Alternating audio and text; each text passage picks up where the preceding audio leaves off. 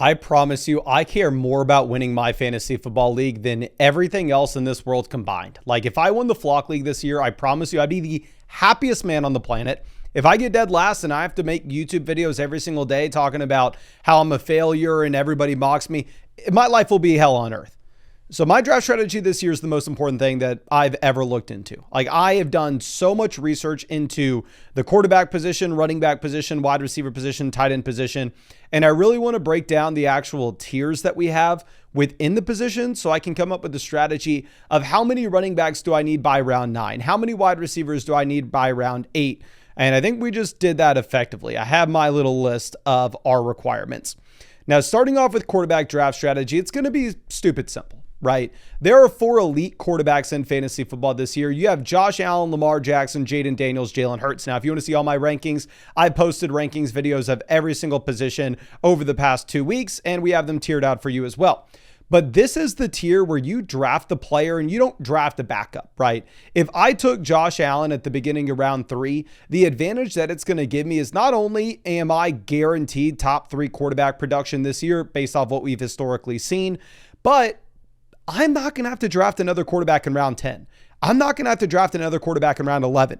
So maybe where somebody ends up having to take 2 quarterbacks at the very end, I'm able to grab somebody like Tank Bigsby and all of a sudden hit on a great late round running back. Now, with that in mind, where I will be looking at these quarterbacks is if they go off the board in the second round, I'm out. I'm not taking them. Specifically, the Flock League, the draft that I'm going to be in, is a double flex 12-team format where it's going to be very important to build up my wide receiver core and my running back core. Now, if you're drafting in a 2 wide receiver, 1 flex format, if you're looking at the draft sheets that we have posted on the site, there you'll be a little more likely to push these elite level quarterbacks up just because you don't have to go as deep at wide receiver. Now, Jaden Daniels, Jalen Hurts, I don't think I would take them at the beginning of round 3 or the middle of round 3. There will still be some running backs there that I really like. But if either quarterback makes it to me at the 3-4 turn, there I would be very interested. If Jalen Hurts makes it to me at the middle of the 4th or the end of the 4th, I'm almost certainly going to be taking the elite level quarterback at that point. Now, if I don't get an elite quarterback, the last thing I'm going to do is just go and take Joe Burrow in the 4th, is go and take Baker Mayfield in the 6th. And that's probably going to be something that you'll experience in your draft on ESPN, your draft on Yahoo, because a lot of times what happens is if you're drafting against people who don't know what they're doing, they're going to take 2 wide receivers, 2 running backs, a flex, and then they go, okay, why the hell am I going to take somebody that goes on my bench before I take my tight end, before I take my quarterback? And that's how you get Travis Kelce off the board in the 6th round. That's why Baker Mayfield has an ADP in like the 6th on those platforms. I'm drafting against guys who know what they're doing, though. I mean, in the Flock League, we have Sal Vetri, we have the guys at Fantasyland, the guys at Fantasy Domain, we have the guys at Fantasy Stock Exchange. All the developers of flockfantasy.com are sharing a team. And on top of that, we have a couple of editors, including the guy editing this video, Thomas, who made it to the championship last year. But everybody has their life centered around fantasy football. So I don't expect Joe Burrow to go off the board in the middle of the 4th. If it does happen, I'm going to piss myself laughing so hard. I'm not expecting Baker Mayfield to go in the 5th. So realistically, if I get Joe Burrow in the late 6th, beginning of the 7th, there I definitely will consider him. If I get Baker Mayfield in the 8th, Bo Nix in the 9th, there I'm going to be taking that quarterback. But realistically, I think what you should be doing in your draft is if you don't get the elite level name, you just draft 2 players at the end. Because if you're in a 10-team, 12-team league, you just have to go through the game theory of it. Supply and demand of the position. If we look at quarterback 12 and beyond with the average expert rankings on flockfantasy.com, you will see Dak Prescott, Drake May, Jared Goff, Justin Fields, Jordan Love, Justin Herbert, Trevor Lawrence, JJ McCarthy, CJ Stroud, Michael Penix, and Tua. In my opinion, all of those quarterbacks have QB1 upside this year. And if you see a team draft Josh Allen, you see a team draft Lamar Jackson, you see a team draft Jalen Hurts, Jaden Daniels, they're not going to be taking a second quarterback. So there'll be 8 teams left over in your draft that are fighting for a massive group of guys. Realistically, the team that takes Baker, the team that takes Burrow in the middle rounds probably is not going to look at one of these guys anytime soon. So I'm going to wait until the double-digit rounds if I don't get the elite quarterback, and I'm just going to take 2 of these players. I'll take Jared Goff and Justin Fields. I'll take Jordan Love and Justin Herbert. I'll play the matchups between them. If I need to stream the position, I'll stream the position because I know there will be quarterbacks on the waiver wire in my league specifically. Now, going over to running back, this is where I need to start putting in some really strict rules for myself. So I'm looking at the tiers that we have in the expert rankings on flockfantasy.com, because almost everybody in the draft has their rankings on flockfantasy.com. So honestly, it's probably a pretty good list in what order these players are going to get drafted. And I am seeing the top 18 picks. These guys are quote unquote guaranteed running back ones. Now in reality, no, we know that one or two of these players will bust. One of them's going to get injured. The other one may just be bad and fall off, but they're very safe projections. I can almost confidently say that they will be RB1s. That's going to be Jahmyr Gibbs, Bijan Robinson, Saquon Barkley, Christian McCaffrey, Devon Achane, Ashton Jinty, and Derrick Henry. I would expect that all of these running backs are off the board at least by pick 18. And if I could get one of them, I would feel extremely confident having that anchor.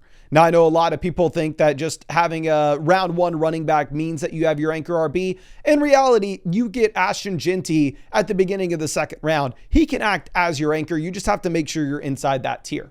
And then the teardrop that you're going to have after Derrick Henry will involve Bucky Irving, Chase Brown, Jonathan Taylor, Josh Jacobs, Amari Hampton, and Kyron Williams. And how I'm labeling these running backs are high upside running back ones. Do I think that they're guaranteed to be RB1s? No, realistically, you could see Bucky being an RB2 this year. You could see Amari Hampton being an RB2, but these are players that I'd be very excited to have as my running back 2, and I'd be completely okay with them as my RB1. And I would expect in the Flock League, all these guys are off the board by pick 36. There's no way in hell Amari Hampton falls to the 4th. Knowing who I'm drafting with, in reality, it's probably going to go at the beginning of the 3rd. Now, rounds 4 and 5 will be filled with 1 or 2 player types. You're going to have either the crazy upside running backs like Trevion Henderson, like James Cook, like Breece Hall, or you're going to have the safe volume running backs such as Alvin Kamara, Chuba Hubbard, James Conner. Now, of course, I'm using these terms lightly. Whenever I say safe, I understand maybe there's a 25% chance that Chuba Hubbard ends up losing work to Rico Dowdle this year, and he wasn't as safe as you thought he was when you took him in the 5th or you took him in the 4th. But with this profile of a running back, this is the last tier that I am okay with them being my running back 1. That's Breece, Kamara, James Cook, Kenneth Walker, Trevion, Chuba, James Conner, RJ Harvey, and Caleb Johnson. Prefer to have these guys as my running back 2. Then rounds 6 to 9 are going to be probable starters, but no guarantee. Like DeAndre Swift, in theory, you just look at season-long projections. You can say, oh, okay, yeah, he's most likely the starting running back for the Chicago Bears. He's most likely a top 24 guy, but the floor is very low. In reality, there is the outside chance that the new coaching staff decides to really turn this into a 3-man committee or bring somebody new in. You have Isaiah Pacheco, David Montgomery, Joe Mixon, Aaron Jones, Tony Pollard, Brian Robinson, Tyrone Tracy. And then rounds 10 through 13 will be bench depth pieces that you could definitely start, but more so they're just depth where you don't want to have to rely upon starting them week 1. And they do have some upside as well. That's Travis Etienne, Jordan Mason, Zach Charbonnet, Quinshon Judkins, Cam Scadaboo, J.K. Dobbins, Trey Benson, Tank Bigsby, Jalen Warren, Javonte Williams, and Ramondre Stevenson. And then if we are looking at beyond round 13, these are going to be running backs that they're startable if something changes. You're most likely not going to be able to start them with their current situations, but they are great players to build out at the very end of your roster with Dylan Sampson, Rashad White, Byshell Tootin, Tajay Spears, Jaden Blue, Jerome Ford, Najee, Garindo, Braylon Allen, Ray Davis, and Austin Eckler. Now, the rules I'm going to be putting on myself here at running back is I need at least one guaranteed running back 1 or high upside running back 1. So I'm going to be very concerned with my draft if I don't get one of the top 13 running backs in fantasy this year. Whether that's Gibbs, Bijan, Barkley, McCaffrey, Achane, Jinty, Derrick Henry, Bucky, Chase Brown, Jonathan Taylor, Josh Jacobs, Amari Hampton, or Kyron Williams. I want one of those players. And then beyond that, I'm going to need at least 3 running backs by round 9. And then I'm going to try to get as many as I can in the double-digit rounds, because you'll see at wide receiver, the double-digit rounds gets very, very ugly. That's why if you're using our draft sheets we have posted on flockfantasy.com, you'll notice once you get to the double-digit rounds, we don't have you taking wide receivers very often. Now, of course, I would never show up to this draft if I did not have a draft sheet and I did not have this planned out to a T. If you don't have a draft sheet to take to your draft, I would highly recommend grabbing one on flockfantasy.com. I have 50 posted so we can cover all your platforms, all your league settings to make sure you have a specific draft sheet that's going to help you in your exact draft with your exact league settings. And you also have 4 draft guides from other creators. Plus, if you sign up for the season pass, which is only $34 on flogfantasy.com, you are also going to get access to updated weekly rankings through the entire year. You're going to get a trade calculator, trade finder, my teams page, player comparison, range of outcomes. You're going to get rest of season rankings throughout the entire year, not only from myself, but all the creators that we have on flogfantasy.com. And on top of that, you are going to be getting free start sit questions and trade questions for me to answer during the live stream in the season if you sign up with promo code FLOCK. Now let's move over to the wide receiver draft strategy. And this is where the tiers really, really matter. Because if we go over to wide receiver, you have the quote unquote safe wide receiver ones that are going to be gone by the middle of the second round. This is Jamar Chase, CeeDee Lamb, Justin Jefferson, Malik Neighbors, Puka Nacua, Amon-Ra St. Brown, Nico Collins, Brian Thomas, Drake London, and AJ Brown. All of these guys project out to be wide receiver ones this year. And there are very few red flags, if any, with these wide receivers. Now, if we're looking at wide receivers that have the ceiling to be a wide receiver 1, they're likely a wide receiver 2, but they have the floor to be a wide receiver 3. All of these players are going to be gone by the middle of the 4th round. That's Ladd McConkey, JSN, T. Higgins, Marvin Harrison, Tyreek Hill, Garrett Wilson, Devontae Adams, Ted McMillan, and Mike Evans. And once you get beyond that tier, we are going to be looking at players that have a ceiling as a high-end wide receiver 2 and a floor as a wide receiver 4, where more likely than not, these players will contribute in the Flock League. It's a 12-team, 2 wide receiver, double flex, full PPR format. They'll be great flex plays. And there are a bunch of them. You have Cortland Sutton, Terry McLaurin, Xavier Worthy, Devonta Smith, Travis Hunter, DK Metcalf, George Pickens, Jamison Williams, Rome Odunze, DJ Moore, Jalen Waddle, Chris Olave, Zay Flowers, Calvin Ridley. Now in the Flock League, all these players are going to be gone by the middle of the 6th round. In your regular redraft league, if you're in like a casual 2 wide receiver 1 flex format, you may see, oh my gosh, Rome Odunze just fell to round 7. Rome Odunze just fell to round 8. No way in hell that's happening with the draft I'm in. And then looking at wide receivers that have a top 24 finish in their range of outcomes and no guaranteed floor. I can't tell you for 100% certainty that these guys are startable. You have Josh Downs, Igbuka, Jordan Addison, Jerry Jeudy, Stephon Diggs, Chris Godwin, Ricky Pearsall, Jawan Jennings, Deebo Samuel, Jaden Reed, Matthew Golden, Jacoby Myers, Michael Pittman Jr., Cooper Kupp, Darnell Mooney, Keon Coleman. But beyond that wide receiver 50 or so mark, the floor falls out, where I can't tell you that any of these wide receivers are going to make a difference. I don't know what the ceiling's like. I don't know what the floor is like. And all these wide receivers are going to be gone by the 9th round. Like the 9th round is when we should have those final guys getting picked off, like Michael Pittman Jr., Cooper Kupp, Darnell Mooney. And then the long shots around 10 and beyond. This is where I would almost rather just be taking running backs. I would rather be taking tight ends. I'd rather be taking quarterbacks. Y'all saw me in the Flock League last year. Prioritize, get my wide receivers early. I need to make sure I get them before the bottom falls out. And I would say that here, beyond wide receiver 50, the bottom has officially fallen out. So for me, I'm going to have some strict rules. I need at least 1 wide receiver by round 3. So if I start running back, even if I get a crazy follow like Trey McBride making it to me in the 3rd, it doesn't matter. I have to take a wide receiver.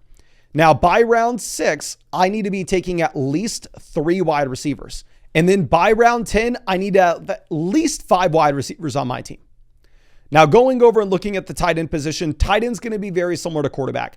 I would love an elite level option.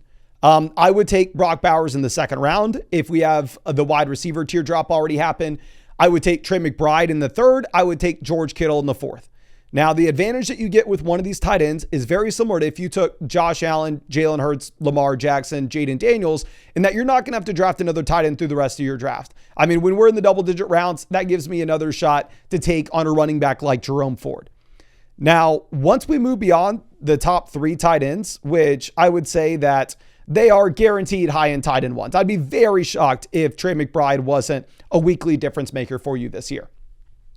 We have like a Sam Laporta, TJ Hawkinson tier where they have top 3 upside. They're most likely startable, but I can't guarantee you that Sam Laporta is at least a mid tight end 1. And if you draft Laporta or TJ Hawkinson, you can technically take another tight end late. But in reality, a lot of your drafts, if you think you can stream tight ends, you probably don't need to. But beyond that, you're going to have to draft 2 tight ends. If you wait till the tier of like Kelsey, Tyler Warren, David Njoku, Mark Andrews, Evan Ingram, Colson Loveland, Tucker Kraft, at that point, I would say that they all have tight end 1 upside, but at the same time, none of them are guaranteed to be startable this year. So I'd at least draft 2 of these guys. I probably wouldn't draft 2 tight ends in the same tier. Like, I don't know if I would go Travis Kelce in round 8 and then Tyler Warren in round 9. But if you go like Travis Kelce in round 8, or if you take Tyler Warren in round 9, then what you probably want to do is wait till we get to the crapshoot tier, where I can't guarantee you that these guys are going to be anything at all, but you could definitely see the ceiling case. Like Ferguson, Kincaid, Dallas Goedert, Kyle Pitts, Jonnu, Zach Ertz, Hunter Henry, Isaiah Likely, Britton Strange, Mason Taylor, and Cade Otton. Now, overall, if we combine all of this, here are my strict rules that I'm going to lay in on myself. With my first 4 picks, I need at least 2 wide receivers and I need at least 1 running back. So that means I'm not allowed to take an elite quarterback and an elite tight end. If I take Brock Bowers in round 2, I'm not allowed to take Lamar Jackson in round 3. I'm not allowed to take Josh Allen in round 4. Now, of course, my league's double flex, 12 teams. If you're drafting in a 2 wide receiver single flex, that rule wouldn't apply to you, and just use the draft sheets we have posted on the site.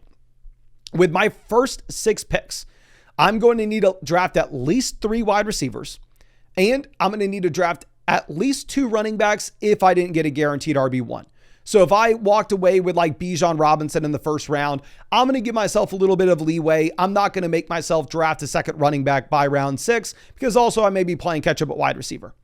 Now with my first 9 picks, I need at least 3 running backs and I need at least 5 wide receivers, because that will put me in a position before we had that massive teardrop at wide receiver, which that means in the first 9 rounds, I only have 1 slot to dedicate to either quarterback or tight end. Maybe I went with an elite quarterback. Maybe I went with an elite tight end, but one of those positions I'm going to be lacking. And then in double-digit rounds, if I took Brock Bowers, I'm going to need to take 2 quarterbacks. I'm going to need to take Brock Purdy in the 10th, Jared Goff in the 11th. If I went with maybe Josh Allen in the 3rd, I'm going to have to take 2 tight ends. Maybe here I decide to take Tucker Kraft in the 10th, and then I decide to go ahead and take Zach Ertz with one of my last picks. And then also in the double-digit rounds, I would really like to hammer in those running backs that potentially could be startable if their situations were to change. Go get those guys like Tank Bigsby. Go get those guys like Dylan Sampson. Go get those guys like Jerome Ford. Hell, even go and get somebody like Jaden Blue. But let me dive into a couple mock drafts so I can show you exactly how I'm implementing these rules, exactly how I'm using my draft sheets. And I'm going to be doing 2 drafts, one where we draft a running back in round 1 and 2 where we draft a wide receiver in round 1. The best way to practice drafting is actually going to be either getting in a public mock draft lobby on flogfantasy.com or getting in a draft simulation. I'm going to do a draft simulation because it's actually filled with a bunch of bots from the people that I'm actually going to be drafting against, right? So I think this is going to be the best way for me to practice my own draft. Maybe you want to get into the public lobbies yourself, but I'm going to be using 2 different things. One, the draft sheet specifically for my exact league settings, which will be a 12-team PPR start 8. I'm not going to be using a sleeper ESPN or Yahoo sheet because we're going to be drafting in person. So I'm going to be using the other sheet. And also I'm going to be combining that with the rules that we laid out in this video for my specific league format. So if we're looking at how the first 5 picks went off the board, let's mark them off our sheet. We will see that the next highest player is going to be Justin Jefferson, who we will go ahead and we will take with the 6th pick. And this falls right in line with what we want to be doing with either a wide receiver or running back in round 1. So it's already happened. We are already getting suckered into taking an elite tight end. We have Brock Bowers as the best available player on our board. He's also the highest available player according to the expert average ranks on the site. And if you sort this by my rankings, he's actually the highest in my rankings as well. So we are going to take Brock Bowers here, but going back to the rules that we are going to have for ourselves in this draft, once we take Brock Bowers, this means we are no longer looking at quarterback or tight end through the next 5 rounds. That would be different if you're playing in a single flex league. So again, just make sure you're using your own sheet that we posted on Flock Fantasy. But here for a double flex format, we need to build out our skill positions. So now we're in a spot where both Kyren Williams is the best available player for us in our draft sheet with these settings. And at the same time, Kyren Williams is the best available player overall in my rankings. So we're going to take Kyren Williams here in the middle of the 3rd. But again, going back to our rules, with our first 6 picks, we need at least 3 wide receivers. So now we're going to be locked and loaded into having to take wide receivers over the next few rounds. So when we're back up on the clock and we are looking at James Cook or Mike Evans being the decision here, I think we are actually going to go ahead and take Mike Evans, who is the highest ranked wide receiver, both on the draft sheet as well as my own rankings. And then when we are looking at DJ Moore versus Chuba Hubbard versus RJ Harvey. Again, going back to the rules, we have a lot of flexibility with what we can do. By round 6, we need to draft at least 3 wide receivers. So if we do take, say, Chuba Hubbard here, we are going to need to make sure we draft a wide receiver in round 6. But if we go with the wide receiver here in DJ Moore in round 6, we're going to need to at least go with another running back to make sure that we have at least 2. So our next 2 selections are going to be wide receiver and running back. We just need to figure out which one we go with first. And looking at the upcoming tiers, I think that you're going to see that, at least for my rankings in the draft sheet over there on flockfantasy.com, that a lot of running backs are going to be available to us in the 6th. So I'm going to follow my rankings and take the highest ranked player with DJ Moore, hoping that a running back makes it back to us in the 5th, even if Chuba Hubbard's a great value here. So now we are on the clock again. We know that we need to be taking a running back with this pick. The best available players, according to our rankings, will be Montgomery, Tony Pollard, Pacheco, Aaron Jones. But in reality, I'm actually getting a little more excited about Tony Pollard given the Tajee Spears injury. So I'll make sure I update this in my rankings, but I think I'm going to go ahead and take Tony Pollard here in the middle of the 6th for our second running back. Now, going back over to our rules, we are about to come up with our 9th pick soon. We need to make sure that we have at least 5 receivers and 3 running backs. So over the next 2 rounds, we need to make sure that we are drafting at least 2 receivers and 1 RB. It looks like the wide receiver teardrop doesn't happen for quite some time, but in reality, I'm about to have 12 picks between my selections. So I actually think I'm going to go ahead and take the wide receiver here with Jerry Jeudy instead of Aaron Jones. If you wanted to go Aaron Jones, I would not fault you for it. So I am happy that we decided to go with Jerry Jeudy to get our 4th wide receiver. Now we're going to need at least 1 more wide receiver and 1 more running back over the next 2 rounds, given the teardrops that we're going to have. So looking at the running backs that could be available to us in round 9, maybe we have Jalen Warren, Travis Etienne, Zach Charbonnet. Looking at the wide receivers, maybe we have Cooper Kupp, Keon Coleman. The highest ranked player in my own rankings is going to be Tyrone Tracy. So I think we're going to take Tracy as our 3rd running back, and then we'll see what makes it to us in the 9th. So in the 9th, while we do have great running backs with Jordan Mason and Jalen Warren, we've already done our research. We know this is our last shot to get a viable wide receiver. If you are in a 2 wide receiver 1 flex league, definitely make sure you're taking the running back here. But with the double flex format, I'm going to go ahead and reach past Jordan Mason and Jalen Warren to get to Keon Coleman. And if you actually look at the expert average ranks, you'll see that you do have Jalen Warren possibly making it back to us, or I guess I'm just much higher on Jalen Warren than the rest of the guys on the site. So let's take Keon. But once we've taken Keon Coleman, we've built out our skill positions. Now I can begin looking at the QB spot. Now I can, if I ever wanted to, take another tight end. Reality is we have Brock Bowers. If I took another tight end, it wouldn't be until the last 2 rounds. But we can open these positions back up to us. And what we actually see is we have some quarterbacks here. Remember, we're going back to that tier where you can actually draft 2 of these guys and play the matchups. So I'm going to take Caleb Williams here in the middle of the 10th round. Makes a lot of sense to stack Caleb Williams with DJ Moore. We've already made the bet on that Chicago Bears offense. And because we wait until the double-digit rounds, we can afford to take 2 quarterbacks. So we're going to go ahead and sort this by my rankings. You'll see that I have Justin Fields in a 4-point passing touchdown format, ranked slightly ahead of Jared Goff. So we are going to take Fields, bank on the rushing upside, and now we are going to be done at quarterback. Obviously, we're never taking more than 2. So we're going to be looking just at running back, wide receiver, and tight end. We have the tight ends as the highest ranked players in my rankings with Dallas Goedert and Dalton Kincaid. But because we have Brock Bowers, I'm actually going to pass on them. And again, going right back to what we were talking about previously, with the final few picks in your draft, you want to take players that you can comfortably cut after week 1 if you don't like the roles that they have. So I'm going to take Nick Chubb here in the middle of the 12th. If this Joe Mixon injury is serious enough where Joe Mixon misses the beginning of the year, we could see Nick Chubb be a starting running back week 1 in a decent offense. However, if Joe Mixon plays, I'll easily cut Nick Chubb. And we're going to take Jerome Ford for that same reason. If Quinshon Judkins is a starting running back for the Cleveland Browns this year, I'll know I can very easily cut Jerome Ford, pick up an exciting waiver wire option. However, we do have the upside that potentially, just potentially, you do get Jerome Ford as a starting running back week 1. And then we'll take Xavier Legette. We'll see what his role is in comparison to Jalen Coker and Adam Thielen. But overall, I like the draft. Let's check out our draft with the league analyzer. Does have us in here at the 7th slot with the expert average rankings. However, I am a little bit biased, but I think my rankings are probably the best. And here it would have us as the 4th best draft, where if we're looking at our quarterback room, it's dead average with Caleb Williams, Justin Fields ranked 7. We have the 2nd best tight end room, where we only took one with Brock Bowers. We have the 3rd best wide receiver room with Jefferson, Mike Evans, DJ Moore, Jerry Jeudy, Keon Coleman, and Xavier Legette. And then at running back, we have Kyron Williams, Tony Pollard, Tyron Tracy, Nick Chubb, and Jerome Ford. So overall, I'd be very excited if this was my draft in the Flock League, but let me show you a second draft where we actually take a running back in round 1. So here in round 1, we have the expert average telling us that Saquon Barkley is the best play.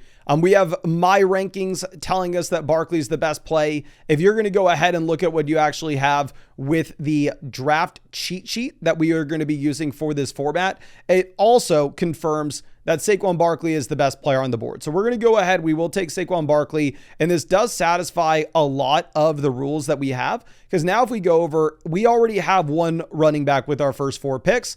We just need to make sure we draft 2 wide receivers over the next 3 rounds. And then with our first 6 picks, we don't even need to take another running back because we just got a quote unquote guaranteed RB1, even if we are using the guaranteed term lightly there. But this is a perfect setup for us. If you actually check the draft sheet, we will have AJ Brown as the best available player at this point. And we need to make sure that we are getting in some receivers. So we'll take AJ Brown. We'll go all in on this Philadelphia Eagles offense. And then with this upcoming round, if we were to decide to take Lamar Jackson, then at that point, we can no longer take a tight end in the middle rounds. We can no longer take a quarterback in the middle rounds. So that would be appealing to me. However, because we took the elite tight end in the last draft, I'm actually going to go ahead and take Kyron Williams here in the 3rd so I can show you something a little bit different. So we don't have to cross off all quarterbacks and tight ends on our draft list until we get to round 9. Now we're in a spot that we already have 2 running backs. And again, if we go back to our rules with our first 4 picks in a double flex full PPR format, I'm going to want at least 2 wide receivers with how the tier drops happen. So I'm going to take Xavier Worthy, who is the highest ranked wide receiver in my personal rankings here at the 408. And then with our first 6 picks, we're going to need at least 3 wide receivers. So if we just take DJ Moore here, which is what I'm going to do, that actually satisfies that box for us where round 6, we can do anything. We can just go best player available. We can take a running back. We can take a quarterback. If you were sitting here and you absolutely love Joe Burrow, I'm not going to fault you for taking him. If you love Sam Laporta, I'm not going to fault you for taking him. And honestly, F it. Let's go ahead and let's take Joe Burrow. But once we take Burrow again, we cannot take another quarterback or tight end until round 9. We're going to be playing catch up at the other positions. We'll take Jerry Jeudy here at the 705 for our second flex spot. And then I know obviously we don't have a Burrow stack with Chase or Higgins. And if you're in an underdog draft, that is super, super important. But here it doesn't matter as much. And then with our first 9 picks, we need to make sure that we get at least 3 running backs and 5 wide receivers. So these next 2 picks, we need 1 running back and 1 receiver. And if we're looking at the setup here, we could go with Jacoby Myers in this round or maybe Keon Coleman in the next round. Running back, we could go with Tyron Tracy in this round or maybe Travis Etienne in the following one, or maybe we get Jordan Mason making it back to us. So what I'm actually going to do here is I'm going to take Jacoby Myers at the 806 and we'll see if we can get a fall. We sadly don't. Now we do need another running back. The expert average has Zach Charbonnet as the best option. However, I do think that Jaylen Warren is going to be the starting running back for the Pittsburgh Steelers week 1. So we will take Warren. If you look at our team here, we have the 3 running backs. We have the 5 wide receivers. We have a quarterback that we can start with confidence. And then honestly, now that we're back up on the clock, we're in an interesting spot where those 2 players that we had previously considered early on, we have Keon Coleman and Charbonnet making it back to us. So it's just a judgment call at this point. With the tier breaks that you personally see, do you think there's a further tier break from Keon Coleman to Rashid Shaheed and Rashad Bateman, or if you're further tier break from Zach Charbonnet to J.K. Dobbins, Javonte, or Madre? I think the running backs are closer than the wide receivers. So I'm going to take Keon Coleman here at the 1008. And then now that we're on the clock again, we could go with our first tight end with Dalton Kincaid. If we were looking at another position, I'm probably not super interested in taking a wide receiver. While this is a double flex format, realistically, we already have 6 of these guys, so we're not stressing there. Looking at the tight ends that we're going to have later on, it is a very flat tier. You could go with Ramadre, you could go with Braylon Allen, but I'm really confident with Barkley and Kyron. So I'm going to take Dalton Kincaid here at the 1105. And realistically, I'm probably not going to draft another wide receiver through the rest of this. So now we're on the clock again. We could go with Nick Chubb. We could go with the second quarterback. If we decided to take that second quarterback, whether it was McCarthy or Herbert, we'd be done drafting QBs. And honestly, I think that's what we are going to do here because Nick Chubb, I'm very confident he can make it back to us. Or at the same time, you could realistically see us walk away with a couple other running backs that are very similar. We don't get them. However, the highest ranked player for us is going to be Kyle Pitts at this point. And we need 2 tight ends, right? We waited until the very bottom. We waited to dive into the dumpster. So we'll take Pitts to pair him up with Dalton Kincaid. And then here we're done at tight end. We're done at quarterback. The only position we'd be looking at is going to be running back. We'll take Tyler Algier. If anything were to occur to Bijan, obviously Algier can be a league winner. But as we pull this up with the expert average ranks, we are currently sitting 6th in the league analyzer. If we switch this over to my rankings, that jumps us up to 3rd. We are sitting with the 4th best running back room with Barkley, Kyron Williams, Jalen Warren, Tyler Algier. The 5th best QB room with Burrow and McCarthy. The 8th best receiver room with AJ Brown, Xavier Worthy, DJ Moore, Jared Jeudy, Jacoby Myers, Keon Coleman. And the 7th best tight end room with Dalton Kincaid and Kyle Pitts. But I think that should be it for you. I hope I was able to help you out with these mock drafts. I hope I was able to help you out in general. Again, if you want to make sure that you can use all those draft sheets, dominate your specific draft, they're all posted on flockfantasy.com. I made 50 of them for every league format you could imagine, plus all your drafting platforms. And on top of that, you'll get access to a bunch of other draft guides from other creators on the site. And you'll get all of our rankings, both weekly and rest of season until January 1st. Access to all the tools on flockfantasy.com until January 1st as well. And if you use code FLOCK, you're going to be getting me to answer your start sit questions and your trade questions during the season. And it's only $34 one-time payment, not a subscription. But I appreciate you and really hope I get to see you out in the live stream later tonight.